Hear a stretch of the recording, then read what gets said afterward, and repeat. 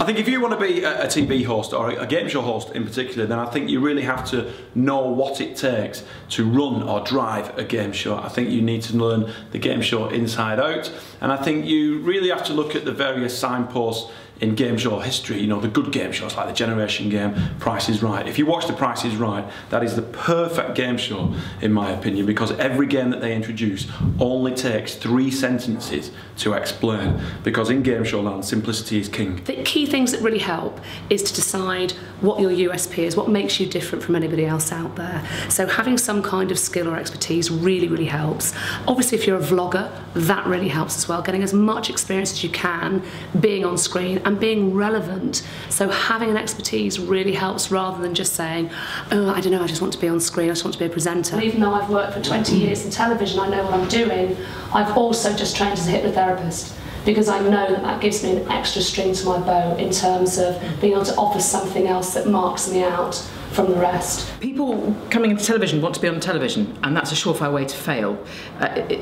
Starting from the point of view of wanting to be famous, wanting to be recognised, wanting to be rich, it's never going to work. If you start from the point of view of I love people, I'm interested in stories, then you stand a really good chance, because being inquisitive, for me, is the defining thing that makes a good presenter and a good journalist. If you want to sort of take a more comedic route into it, I would always encourage people to write, and I would always encourage people to just put, I know it's old-fashioned to put on a show, but God, it's just fun and it's good for you. I think what makes a good TV presenter is the ability not to panic under pressure, because sometimes it can be pretty hectic when you're hearing all manner of stuff in your ear, especially when you're doing live TV. But the background in journalism helped me, because I'm always research for everything. It's like I'm filming League of Their Own tomorrow.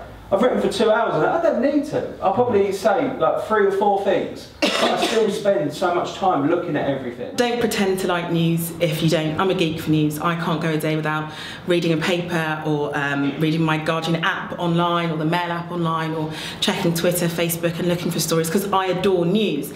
And there's nothing more obvious than someone that just wants to be a presenter and isn't passionate about news in any shape or form. My top tip for someone who wants to make it on screen is understand what you want, what you're going for, understand the business and be passionate. If you don't like what you're doing, it comes over. We get sent sort of CVs and show reels endlessly, and it's about how do you make those different? How do you make that really stand out from the rest of them? And when you're looking at that, don't put a montage at the beginning that goes on for hours and has loads of music, because I don't really care if you can move around with music in the background. I care whether you can present. My advice would be, don't go naked too early on in your career, because there's a thing called the internet and that stuff never goes away, as I've learned to my cost.